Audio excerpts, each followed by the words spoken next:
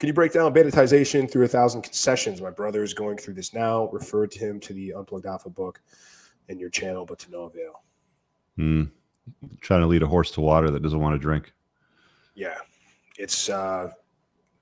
you're generally wasting your time, man. Like, we've all done it. We unplug. Yeah. We try to show it to our friends. We say, hey, look at these new skills I learned. Look at these great things that I figured out. Most people aren't going to listen to you. And the people that even do listen to you, of the people that do, they're going to resent you for it for the most part. They got to go through it on their own. But I mean, just to break down betatization through 1,000 sessions, it's essentially these small little innocuous things that start as no big deal. Like, hey, can you clean up this? Or can you put this where it goes? Or, hey, I don't like when you put your shoes on this side of the room. Can you actually put them over here? Or look at this great thing I got you so you can stay organized, so you don't leave your toothpaste all over the counter. And you just go along with it. And you go along because it's no big deal and it's no big deal. And then eventually you've become domesticated and your entire life is controlled by your chick, and you've just become a beta. You become a plow horse. You're a doormat because you didn't learn how to say no to things, because you kept giving and you kept giving and you kept giving. And eventually you're basically the frog boiling in the pot, right? You know, if you throw a frog into a boiling pot of water, it's going to jump right out.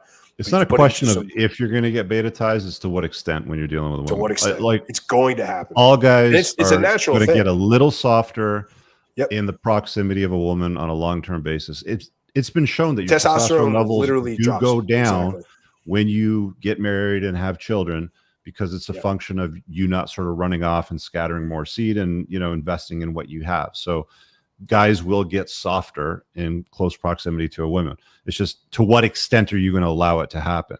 And most guys like just let it go right off the fucking chart. They don't put the brakes on it.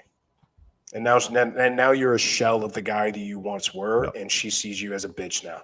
I see these guys at the gym all the time, man. There's, you know, they're fat, they're out of shape, but they got the barbed wire tattoo around their arm from like, you know, their 19th birthday or something like that. You know, when their dads finally said, go ahead, fucking, you know, get the stupid tattoo that you want. And they were all jacked and in good shape. And now there's some fat, out of shape guy, but they still got the barbed wire tattoo.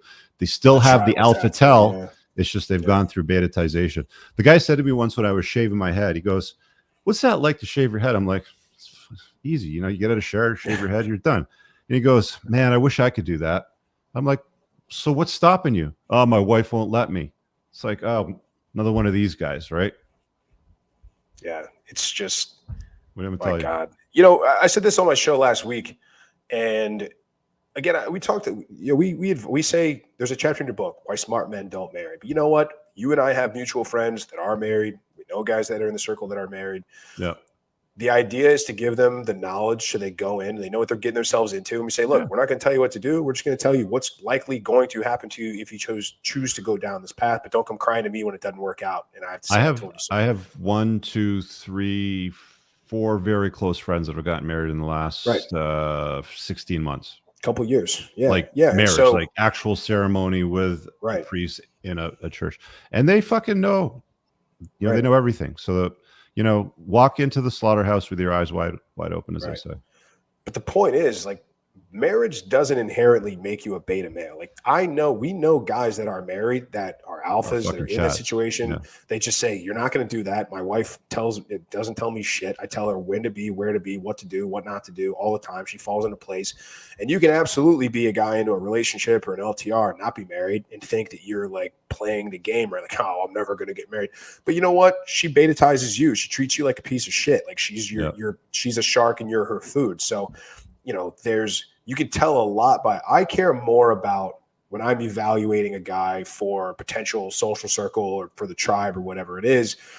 I take into much consideration how their dynamic actually works. I don't care if you guys are married or not for the most part. You can be unmarried, but if I see her browbeating you and running her mouth to you and calling you names and stuff like that, you're gone. I don't care if you're married now. You can be a married guy and you can say, yeah, my wife would never do that. She knows her place.